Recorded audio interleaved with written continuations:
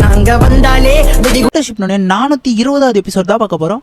ஸ்டார்டிங்ல சும்மா மாத்ரா செம்ம ஷாக்ல நின்று இருப்பான். இதான் 8th கேட்டா த ரெட் வேப்பர். இந்த மாதிரி ஒரு விஷயத்த நான் இப்பதான் முதல் வாட்டியா பாக்குறேன் அப்படின்னு சொல்லி மாத்ரா பாத்துட்டு இருப்பானா. ககாஷி ஏன்டா இப்படி பண்ணன்ற மாதிரி ஷாக்ல பாத்துட்டு இருப்பானா. ஈவினிங் எலிஃபேண்ட் சொல்லி ஃபர்ஸ்ட் அட்டாக்கே வேற லெவல் அட்டாக் பண்ண பார்த்தா அந்த அட்டாக் மாத்ராவால தடுக்க கூட முடியாது. அவன் ஃபோர்ஸா போட்டு தான் தடுத்துட்டு இருப்பான். காய் சென்சே உங்களால முடியும் அப்படின்னு சொல்லி ராக்லி எல்லாம் கத்திக்கிட்டு இருப்பானா. அவன் ஃபோர்ஸா போட்டு அழுத்திக்கிட்டே இருப்பான். மினாட்டா பாப்பான் காயோடைய பவரா இது அப்படின்ட்டு. காய் ஒன்னு நெக்ஸ்ட் அட்டாக் போட பக்க காலில் இன்ஜுரி ஆயிடுமா. ராக்லி பாத்துட்டு இருப்பான். இன்னும் காய் சென்ஸ் அடுத்த அட்டாக் போடுவாருன்னு பார்த்தா அப்படி நின்றுட்டு இருக்காருன்னு. சே 8th கேட்டா இவ்வளவு வழியா இருக்குமா, முடியல. அடுத்த அட்டாக்ல அவன் கதையை முடிச்சே தரணும். ராக்லி சொல்லிட்டு இருப்பான் 6வது கேட்டுக்கு என்னால முடியாது, 8th கேட் ஓபன் பண்ணிருக்காரு, அவர் உடம்பு எவ்வளவு வலியா இருக்கும் அப்படின்னு சொல்லி ராக்லி அழுதுகிட்டு இருப்பானா. பத்தா மாத்ரா அடிச்சு படுக்க போட்டு வச்சிருப்பானா. மாத்ரா சொல்லிட்டு இருப்பான் அக்கால வை தாஜிட்ஸ் வச்சு இந்த அடி அடிக்கிறானே, காத்துல இவ்வளவு பவரா அப்படின்னு சொல்லி பாத்துட்டு இருப்பானா. பத்தா அவன் மண்டை மேல அந்த கொம்பெல்லாம் உடையுமா. என்னடா இவ்வளவு பவரா இருக்கு, இன்னொரு 4 அடி வாங்கினா நான் காலி ஆயிடுவோம் போல, இதுக்கப்புறம் நல்லா டிஃபெண்ட் பண்ணும், நல்லா கொஞ்சம் பாதுகாப்பா தான் சண்டை பண்ணும் அப்படின்னு வச்சுட்டு இருப்பான் மாத்ரா. ககாஷி அவ்வளவுதான் அவன் கதை முடிஞ்சு போல அப்படின்னு பாத்துக்கிட்டு இருக்க. மாத்ரா சும்மா கல்ல மாசா வெளியே வந்து 8th கேட்டு வேற லெவல்ல இருக்கு, சரிவா நானா தான் ஆட்டத்தை ஆரம்பிக்கிறேன் அப்படின்னு சொல்லி மாத்ரா சொல்ல. என்னடா இந்த அடிக்கே அவன் தாங்குறான் அப்படின்னு சொல்லி ககாஷி எல்லாம் மிரண்டு போய் பார்த்துட்டு இருப்பான். காரவானே கேட்டு இருப்பாங்க இந்த அடி தாங்க முடியாது அப்படின்னு சொல்லி. இதான் 8th கேட்டோட ஃபைனல் ஃபார்ம். ஆல்ரெடி ராக்லி கூட சண்டை போட்டுருக்கல, அதுல அவன் 6th கேட் வரைக்கும் தான் ஓப்பன் பண்ணிருப்பான். இதுதான் ஃபைனல் ஃபார்ம். இந்த ஃபார்ம்ல ஹியூமனோட ஃபுல் பவர் வெளியே வரும், அவருடைய ஃபுல் பொட்டன்ஷியல் வெளியே வந்து அந்த பவர் அடிச்சிட்டு இருக்காரு அப்படின்னு சொல்லிட்டு இருப்பான் ககாஷி. இந்த பவர் ஒன்றும் நார்மலான பவர் கிடையாது, இந்த பவர்ல 5க்காக அட் அ டைம்ல அவனால முடிக்க முடியும் அப்படின்னு சொல்லிட்டு இருப்பானா. ஆனா இது ஒரு டெம்பரரி பவர்ன்றது தான் இங்க பிரச்சனையே. ஏன்னா இது முழுசா முடிச்சதுக்கு அப்புறம் அந்த யூசர் இறந்துருவாங்க, அதான் இங்க பெரிய பிரச்சனைன்னு சொல்லி ககாஷி சொல்லிட்டு இருக்க.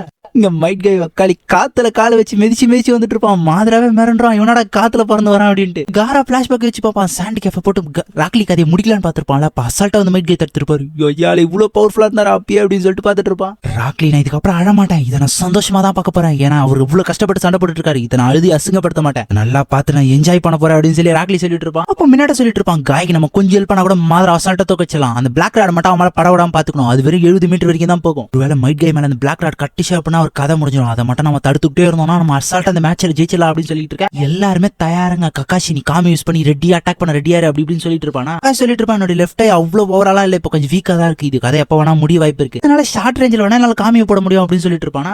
இப்ப எப்பறம் அதை தடுக்குது அப்படின்னு சொல்லி அவங்க பேசிக்கிட்டு இருப்பாங்க. சரி ஓகே காரா உன்னால வேகமா போக முடியுமா அந்த இடத்துக்குன்னு சொல்லி என்னால வேகமாலாம் போக முடியாது, ககாஷி எங்க அங்க இட்டு போனோம் தானே சொல்லி கேக்குறீங்க அப்படின்னு சொல்லி கேட்டு இருப்பான். ஆமா கண்டிப்பா அவன் அங்க கூட்டு போய் அவனை ஷார்ட் ரேஞ்ச் கூட்டு போனா தான் அவனால காமி யூஸ் பண்ண முடியும் அப்படின்னு சொல்லிட்டு இருக்க. அசால்ட்டா சாண்ட் வச்சு ககாஷி அந்த இடத்துக்கு இட்டு போக முடியும். பெரிய பிரச்சனை என்னன்னா மாத்ரா அட்டாக் பண்ணனால தான் தடுக்க முடியாது அப்படின்னு சொல்லி காரா சொல்லிட்டு இருப்பான். சரி அது ஒன்னும் பிரச்சனை இல்ல, குணா எடுத்துட்டு போ அப்படி இப்படின்னு பேசிக்கிட்டு இருக்க. இங்க ராக்லி 6th கேட் ஓபன் பண்ணுவானா. மினாட்டா பார்த்து மிரண்டுருவான். டேய் நீ கூட 8வது கேட் வரைக்கும் ஓபன் பண்ணுவியா அப்படின்னு சொல்லி கேட்க. இல்ல 8வது கேட்ல வாய்ப்பு இல்லை, நான் இப்போதைக்கு மேக்ஸிமம் 6th கேட் வரைக்கும் ஓபன் பண்ண முடியும், காய் சென்ஸ் அளவுக்கு நான் பவர் கிடையாது அப்படின்னு சொல்லி ராக்லி சொல்லிட்டு இருக்க. இது போதுமே, சரி இதை வச்சு நம்ம எல்லாத்தையும் பண்ணுவோம் அப்படின்னு சொல்லி மினாட்டா பேசிட்டு இருக்கு. சரி ஓகே காய் நமக்காக தான் அவ்வளவு கஷ்டப்பட்டு உயிரை கொடுத்து சண்டை போட்டு இருக்கான், நம்ம கரெக்டா பிளான் பண்ணி ஃபைட்ல பேக்கப் கொடுத்தா மட்டும் போதும் அப்படின்னு சொல்லி மினாட்டா சொல்லிட்டு இருக்க. டேய் ராக்லி நீ என்ன பண்ற, காரா வந்து பாதுகாக்கிற, குணாயும் நீயே வச்சுக்க அப்படி நீங்க பேசிக்கிட்டு இருக்க. ராக்லியும் சரின்னு இருப்பானா. அங்க மைட் கை சும்மா மாத்ராவை போட்டு பிரிச்சு மேஞ்சிக்கிட்டு இருப்பான். காத்துல பஞ்ச போட்டு மாத்ராவை மூஞ்சி வாயெல்லாம் கிழிச்சிக்கிட்டு இருப்பானா. அவனை ஷீல்டு ராபர்லாம் வச்சு ப்ரொடெக்ட் பண்ணிட்டே இருப்பான். பட் அடிக்கிற அடிலாம் தரமா இருக்கும். 3rd attack 4th attack 5th அட்டாக்னு போட்டு அடி அடிச்சுக்கிட்டு இருக்க. திடீர்னு மாத்ரா ஃபுல்லா அடி வாங்கினதுக்கு அப்புறம் பிளாக் ராட வச்சு கவர் பண்ணிப்பான். மினாட்டா இதாண்டா சான்ஸ் அப்படின்னு சொல்லி குணாய் பேச சொல்ல.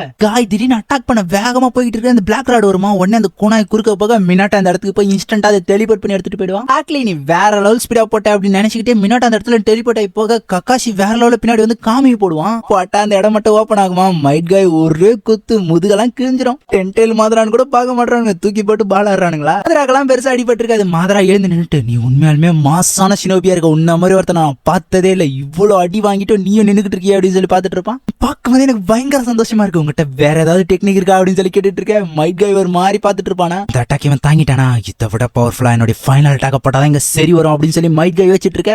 மைட் காயோட ஒரு வேர்வை துளி கீழே விழ பார்த்தா நருட்டோ காட்டுவாங்க. ஏதோ ஒரு வாய்ஸ் நீ இறந்துட்டு நான் நினைச்சேன் அப்படின்னு சொல்லி கேக்குது. பக்கத்துல ஏதோ ஒரு கேரக்டர் இருக்கிற மாதிரி காட்டுறாங்க. அவர் தான் ஸ்டேஜ் ஆஃப் 6 பாத் போல. அவர் என்ன சொல்லிட்டு இருப்பாரு, என் பேரை நான் என்னன்னு சொல்ல, இந்த மொத்த உலகத்துக்கு அமைதியை கொடுக்கணும்னு நினைச்சவன், டைலி பிஸ்ட் எல்லாம் பிரிச்சவன் நான் தான் அகரமோ அப்படின்னு சொல்ல ஸ்டேஜ் ஆஃப் 6 பாத்துன்னு சொல்லாதனால அவனுக்கு ஒன்னும் புரியல. யாரையா நீ அப்படின்ட்டு பாத்துட்டு இருப்பானா. யாரு பெரியவரே நீங்க அப்படின்னு சொல்லி நருட்டு கேட்டுட்டு இருக்க. சாரி பெரியவரே அங்க போர் போயிட்டு இருக்க அப்படின்னு சொல்லிட்டு இருக்க. பார்த்தா ஷாக் ஆயிடுவான். பார்த்தா ரினேகன் இருக்குமா. யோ உங்ககிட்ட எப்படியா ரினேகன் வந்துச்சுன்னு கேட்டுட்டு இருப்பான். பார்த்தா இருந்தாலும் ஏதோ ஒரு பழங்கால மொழியில பேசிக்கிட்டு இருக்க. யோ உனக்கு புரியுற மாதிரி பேச தெரியாதா அப்படின்னு சொல்லி நருட்டு கத்திட்டு இருப்பானா. அவர் சொல்லிட்டு இருப்பாரு, நான் பல காலத்துக்கு முன்னாடி வாழ்ந்தவன்பா, அப்ப இருந்த மொழி இப்படிதான் இருந்துச்சு, இப்பதான் மொழிகள் எவால்வ் ஆகி மாறிக்கிட்டே இருக்கு அப்படின்னு சொல்லிட்டு இருப்பாரு. அப்புறம் ரீஇன்கார்னேட் ஆகி வர டைமும் வேற லெவல்ல மாறிக்கிட்டே இருக்கு அப்படி இப்படின்ட்டு அவர் சொல்லிக்கிட்டு இருக்க. நருட்டோக்கு ஒன்னும் புரியாது.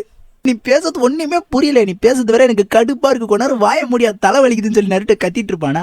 அவர் திருப்பி ஏதோ புராணத்தை ஆரம்பிச்சு அவர் பாட்டு பேசிட்டு இருப்பாரா. நருட்டோக்கு கடுப்பாயிடும். ஐயோ எந்த பிளானட்லயா வர, என் உயிரெடுக்கிறீங்களே வரியா, நீ என்ன பேசுறேன்னு எனக்கு புரியலையா அப்படின்னு சொல்லி நருட்டோ திருன்னு மிச்சிட்டு இருப்பானா. என்னடா என்ன அப்படி பாத்துக்கிட்டு இருக்க, உனக்கு ஒண்ணுமே புரியலடா அப்படின்னு சொல்லி அவர் கேட்டுட்டு இருப்பாரா. ஐயோ எல்லாமே தெளிவா புரியுது சார் அப்படி இப்படின்ட்டு நருட்டோ பேசிட்டு இருப்பானா. இதுக்கு முன்னாடி பேசுறதா ஒண்ணும் புரியல அப்படின்னு சொல்லிட்டு இருக்க, பார்த்தா இருந்தாலும் திருப்பி பேச ஆரம்பிச்சிருவான்.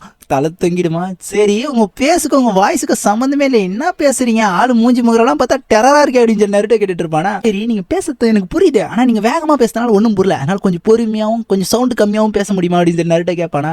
சரி இந்த சவுண்ட் ஓகேவா அப்படின்னு சொல்லி கேட்க, அப்பா இதே போதும், இதே மாதிரி பேசுங்க எனக்கு புரியும் அப்படின்னு சொல்லி நருட்டோ சொல்லிட்டு இருப்பான். சரி விட உனக்கு எப்படியோ புரிய ஆரம்பிச்சிச்சே. சரி பெரியவரே நீங்க யாரு, எதுக்காக இங்க வந்திருக்கீங்க, என்கிட்ட என்ன கேட்கணும் அப்படின்னு சொல்லி கேட்டுட்டு இருப்பானா.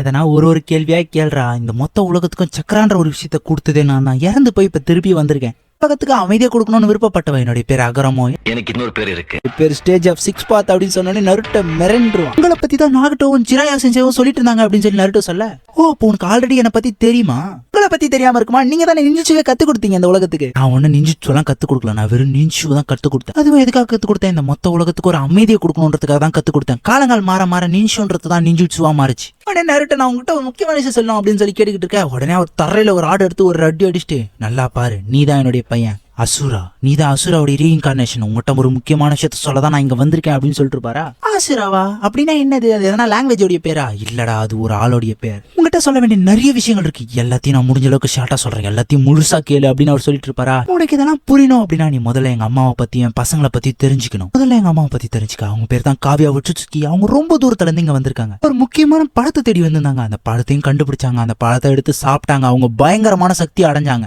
நீங்க சொல்றீங்களே உங்க அம்மா ஏதோ உச்சுசுக்கி, அவங்க எவ்வளவு பவர்ஃபுல், அவங்க எங்கிருந்து வந்தாங்க ஒழுங்கா சொல்லுங்க அப்படின்னு சொல்லி நட்டு கேட்டுட்டு இருக்க. அவங்க எங்கிருந்து வந்தாங்கன்றது இப்ப முக்கியம் இல்ல, அவங்க என்னோட பயங்கர சக்திசாலி தான். எங்க அம்மாவை நிறைய பேர் ரேபிட் கார்டன் சொல்லி கூப்பிடுவாங்க, அது மட்டும் இல்லாத ராட்சசின்னு சொல்லுவாங்க. அவங்கள பக்தியோட நிறைய பேர் வழிபட்டு இருந்தாங்க, அது மட்டும் இல்லாத நிறைய பேர் பயந்து போய் அவங்களை கும்பிட்டவங்களும் அதிகம். அதுக்கப்புறம் எங்க அம்மாக்கு 2 பசங்க பிறந்தாங்க, அதுலதான் நானும் பிறந்தேன். அதுக்கப்புறம் எங்க அம்மா பண்ண பெரிய தப்புனால டென்டேல் வெளியே வந்துச்சு, அதை தடுத்தே ஆகணும்னு சொல்லி நானே என் பிரதரும் சேர்ந்து கஷ்டப்பட்டு அதை சீல் பண்ணும். அதை சீல் பண்ணதுக்கு அப்புறம் கொஞ்சம் நிம்மதியா இருந்தோம். அதுக்கப்புறம் எனக்கு 2 பசங்க பிறந்தாங்க, அவங்க 2 பேரும் தான் இந்திரா அண்ட் அசுரா. உங்களுக்கு தான் நின்ஷோ நான் கத்து கொடுத்தேன், அவங்கள ஒருத்தனுக்கு பயங்கரமான சக்கரம் இருந்துச்சு, அவன் தான் இந்திரா, இன்னொருத்தனுக்கு சக்கராவே இல்லாத மாதிரி இருந்துச்சு. யோ என்னையா பண்ணிக்கிட்டு இருக்க பெரியவரே, இதெல்லாம் இன்னைக்கு என்கிட்ட சொல்லிட்டு இருக்க, இப்ப என்னதுக்கு இதை சொல்லிட்டு இருக்க அப்படின்னு சொல்லி நருட்டோ கேட்டுட்டு இருப்பானா. அவர் திருப்பி சொல்ல ஆரம்பிச்சிருவாரா, சக்திசாலியான ஆள் தான் இந்திரா, முட்டாள் அசுரா.